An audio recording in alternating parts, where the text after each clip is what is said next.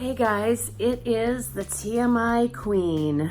I have caught the cold that my grandkids had, so I'm feeling super special today.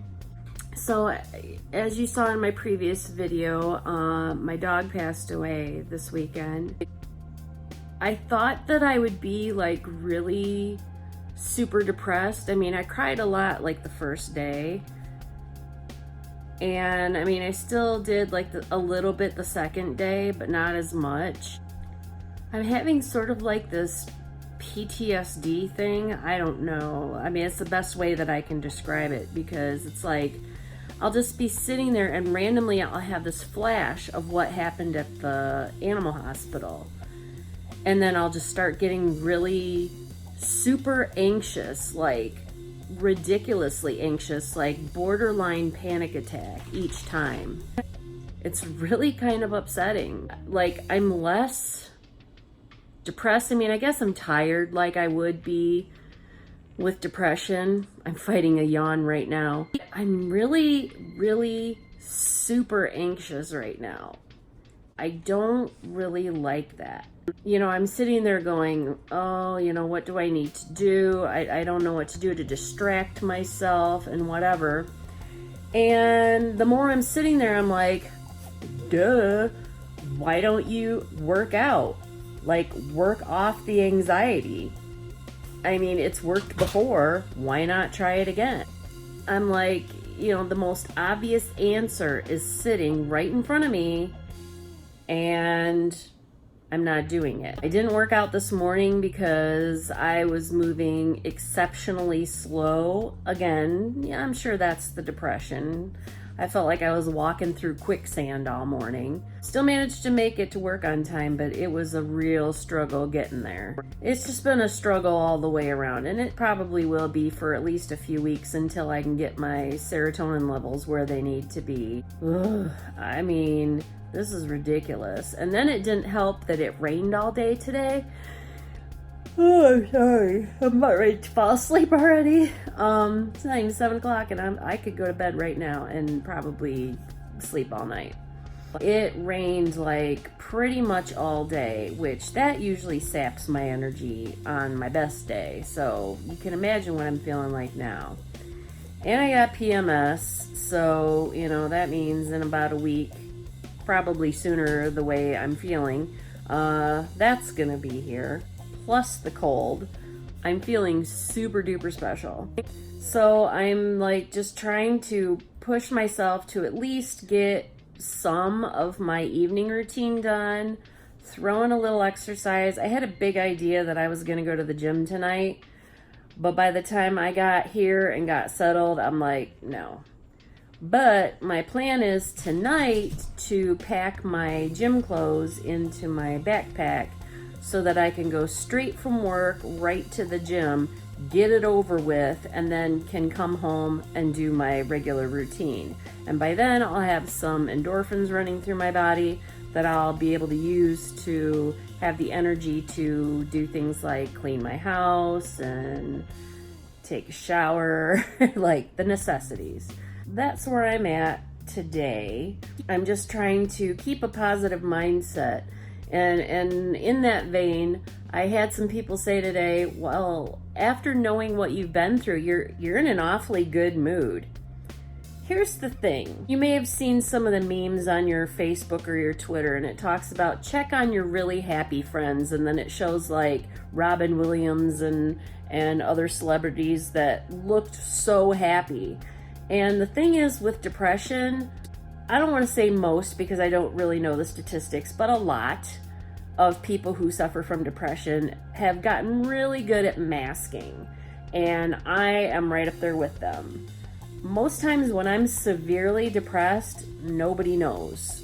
I don't want to be a spectacle. I don't want to feel like I'm trying to grab attention or anything like that. And so I just slap on a happy face and fake it till I make it. I'm not a major wallower, and I realize having depression, you would think I wallow a lot in self-pity and whatever. for me, depression is more physical than mental. I've got things screwed on relatively straight up here. So I've done lots of talk therapy over the years to get me to that point. I'm not a person that just sits and constantly wallows in despair and misery, because what is it going to accomplish? That's always my question. What's it going to accomplish? Is it going to accomplish anything? Is it going to make me feel better? And if the answer is no, then I try to just avoid doing that. And maybe that's why I end up with the anxiety. I don't know, but I don't know enough about psychology to know why all that crap happens. Yeah, everybody was just like, oh, you seem really happy and really jokey today in spite of what happened. And it's like, well, what am I supposed to do? Just sit and bawl about it? What is that going to accomplish? What is crying about my dead dog going to accomplish? Absolutely nothing. It's going to get me nowhere, and all it's going to do is make me feel like crap. And I prefer to focus on things that don't make me feel like crap. I'm focusing on things that will make me feel better. Even after like close family members have passed away, like I went back to work as soon as humanly possible, because, you know, life isn't stopping just because that person died. I can still be sad about the fact that they died, but I just go right back to work. I get right back into my routine. I start living my life, because I know that that person wouldn't want me sitting around feeling sorry for myself the whole time. They know that it's not going to accomplish anything except making me more miserable. So I feel like, you know, as soon as I possibly can, as soon as my body will allow it, I'm up, I'm doing, I'm, you know, focusing on the positive, I'm joking around, I'm watching uplifting things on TV, watching funny movies, things that will make me feel better. Because what am I supposed to do? Just sit with a box of Kleenex until my eyes are raw and my stomach hurts and I give myself diarrhea or something? Not exactly, you know, a productive thing to do. Got a lot of emotions going on, but I don't really advertise a lot of it. I was really debating on even showing that video of me bawling about my dog, because I'm not a person that likes to make public displays of emotion. But I felt that it brought some realness to what was going on and why I needed to do it. I could have just done a self-care video for the hell of it, but I wanted to explain to you why I was doing it and have you watch the transformation, how it makes me feel.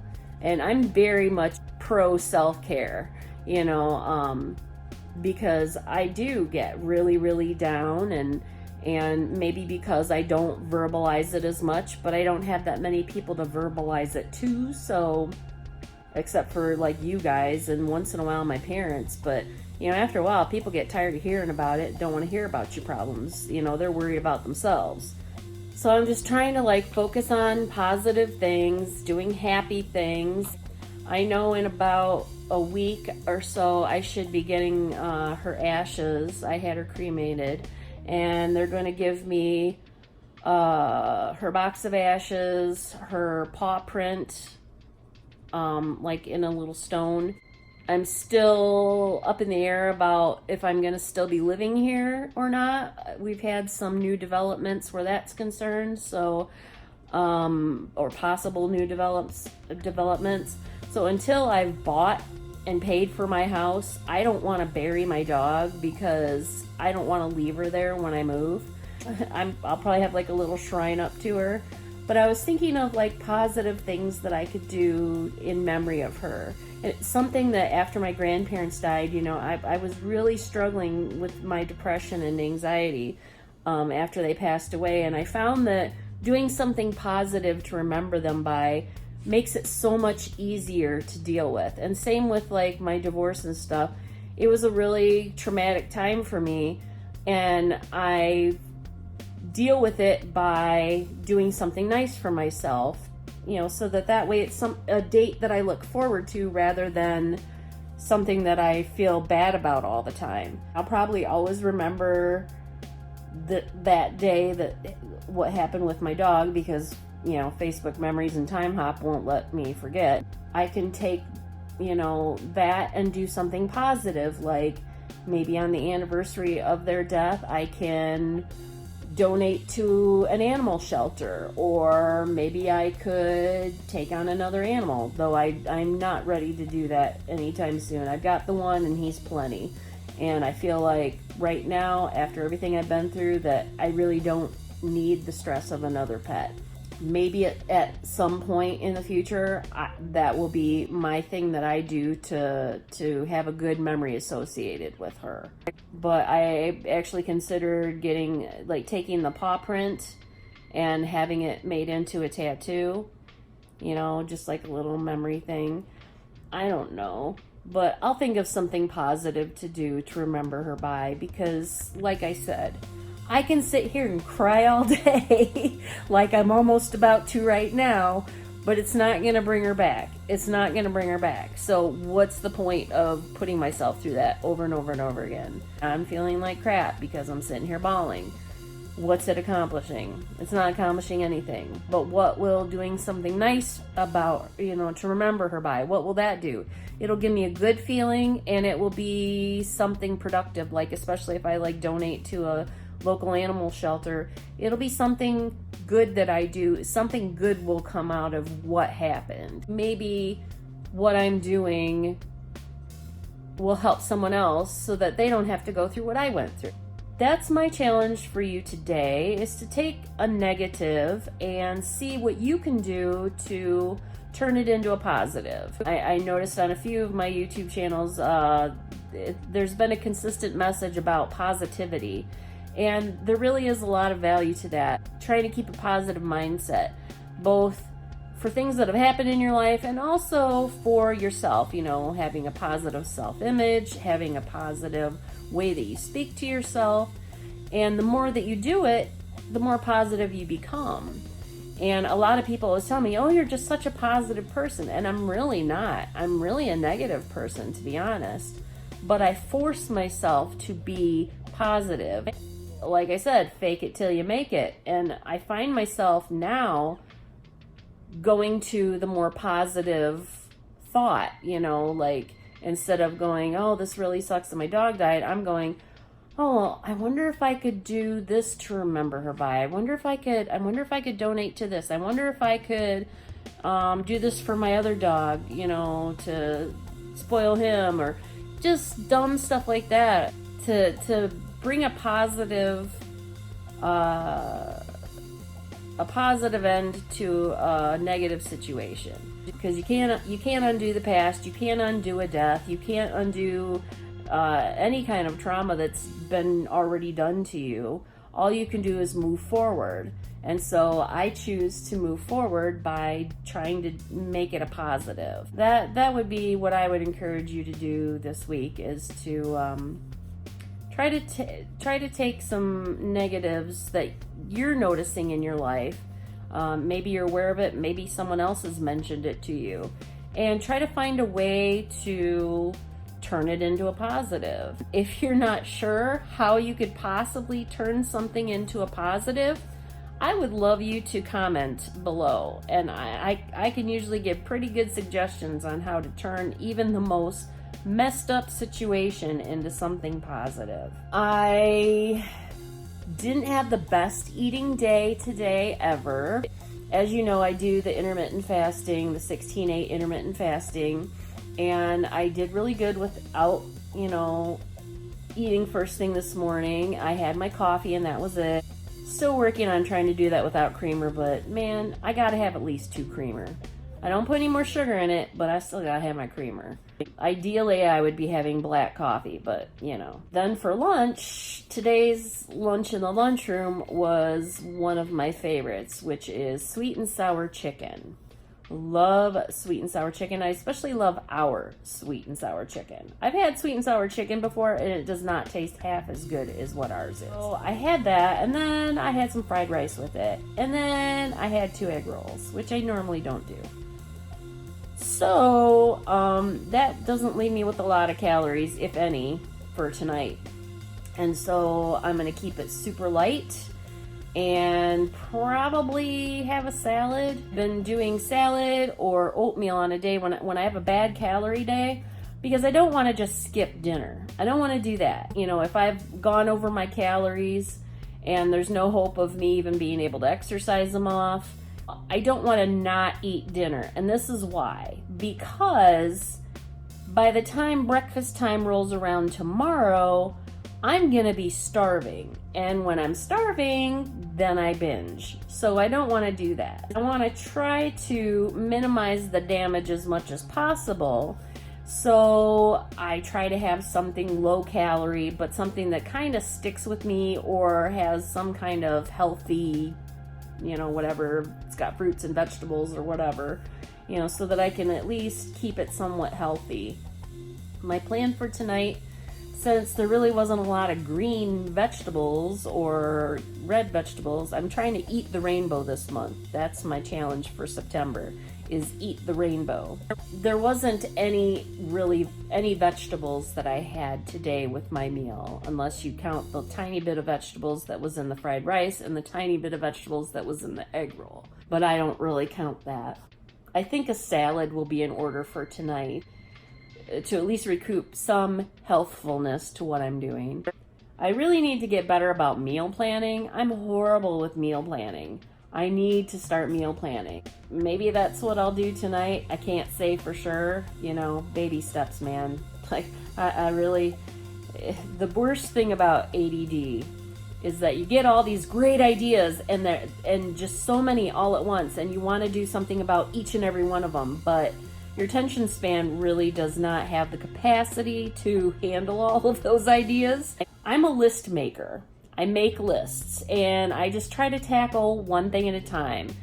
You know, I'll write it down if it's a good idea, put it in my little notebook, and then go into my notebook later and go, okay, this is what I'm going to focus on right now. And that way I can hyper-focus on the new habit until I make it a routine. That will probably get added to my handy dandy notebook. So anyhow,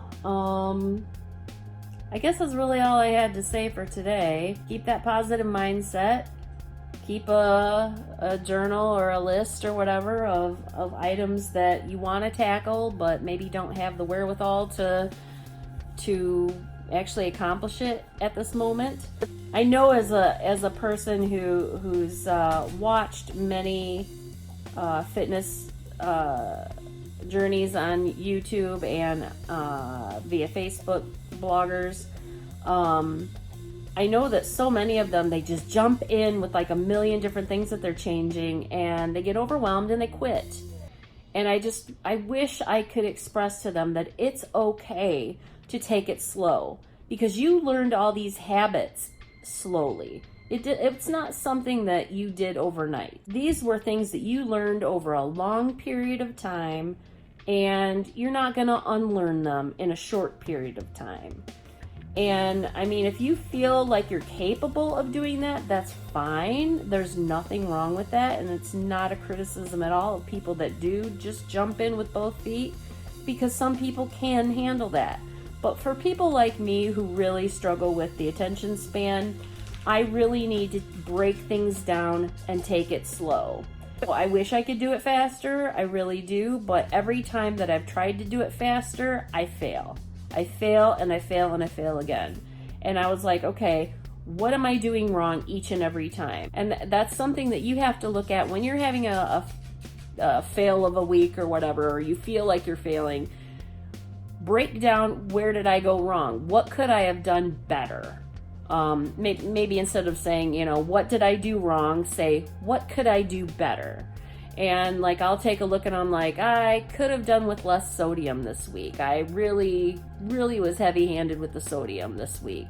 Or I really didn't drink enough water. I could have drank enough water. And make that list and just focus on those things. Focus on those habits.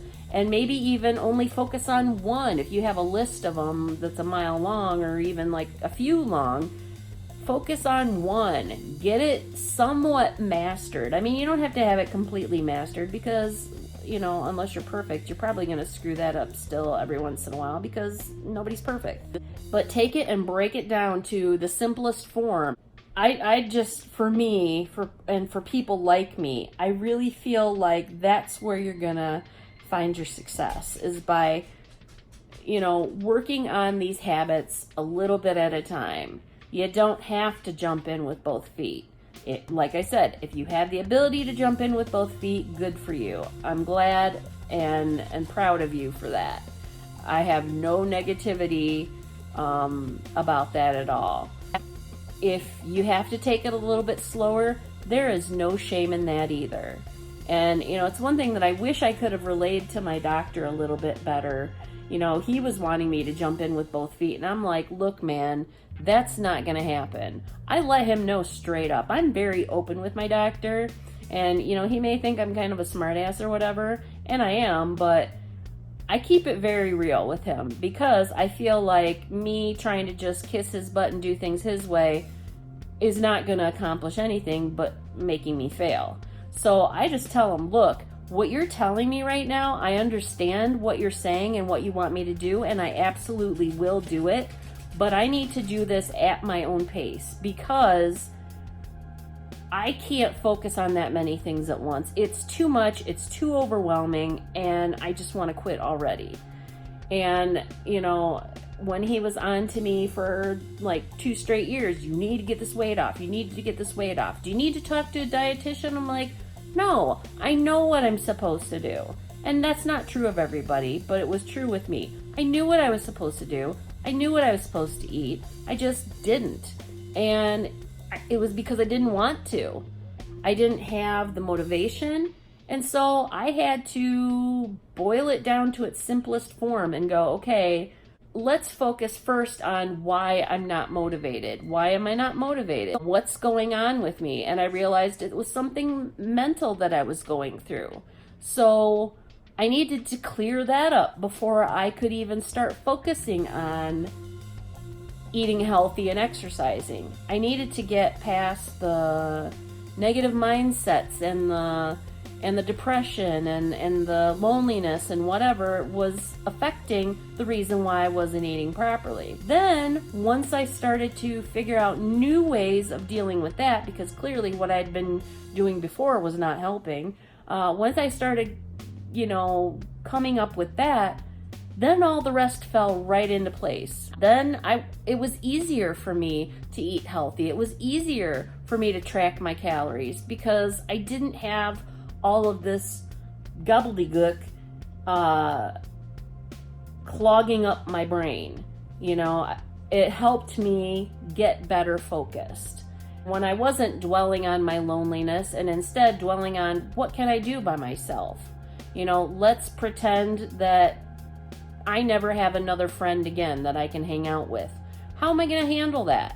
Instead of whining about the fact that my friends aren't hanging out with me because they've gotten too busy with their own lives and could care less about me, I could cry about that all day. But what is it going to accomplish? I had to take things from the perspective of, okay, let's pretend like my friends are never going to hang out with me again. How am I going to handle that? How am I going to deal with that knowledge? And that's when I started looking into different hobbies or things that I could do by myself, or making lists, or going back to like writing stories like I used to, making videos like this. Next thing I knew, I was feeling really good about myself, and I was feeling in a really good headspace where I hadn't before. And I'm almost to a point now where when somebody does want to go out, I'm like, nah, I'm good. Because I've gotten so comfortable with myself, being by myself, that I actually feel good about what I'm doing. I don't feel like I'm deprived at all. And up until that point, I had been feeling deprived. I felt like I was being deprived of a social life, that I was being deprived of, something that somebody else had. And, that kind of envy really isn't going to get you anywhere in life. Sure, I'd love to have the awesome social life that a lot of my Facebook friends have. I see them going out almost every weekend and hanging out with their friends and taking all these pictures and going on all these fun adventures. I'm not going to have that. And rather than feel envious about it, which I mean, I do, I guess, still to some degree, I'm just not dwelling on it. I'm like, okay, well, that's good for them. So what can I do to have an adventure? And, you know, I'll just come up with little things, or I've got a whole Pinterest board of things you can do by yourself. I may do a video series on that as well. And just stop focusing on the negative aspects of loneliness and focus on the positive aspects. It's like, I can pretty much do what I want when I want. I don't have to check with anybody. I don't have to coordinate with anybody's schedule. If I up and decide I'd like to have a spa day, I just go and have a spa day. And I do it by myself, and I have a wonderful time. And because I'm not having to spend money to go out to eat with my friends or going out to clubs with my friends and spending umpteen dollars on drinks I really don't need in the first place, I'm saving all that money and I'm doing something nice for myself. I was able to afford a wardrobe. I was able to afford to start saving up to buy a house. I was able to go and get my hair done on a regular basis and get nice quality high-end makeup versus the drugstore makeup. I was able to get a massage whenever I wanted. If I wanted to go get a massage tomorrow, I could, because I've got the money to do it now, because I never go out with my friends. Being able to get a massage whenever you want ain't the worst thing in the world, let me tell you. I feel like I'm kind of rambling right now. I could go off on a million tangents right now. So I'm going to wrap it up, but I hope you have a wonderful day. I'm super, super scared for weigh-in Wednesday tomorrow, given how I ate all weekend long. With the exception of yesterday, I did really well yesterday. I'm a little terrified. I mean, I did a little maintenance weigh-in today, and it wasn't terrible. I didn't gain too much, so I feel like it might be okay. It may not be a loss, but I'm just hoping it's not a gain. If it is, it's not the end of my world, because I realize I had a bad week. Bad weeks happen. I can do better. So I've been doing well up until that point, so I can go right back to doing well again. On that positive note, I am going to wish you a wonderful day, and I hope your weigh-in goes really well, and I will talk to you later. Bye.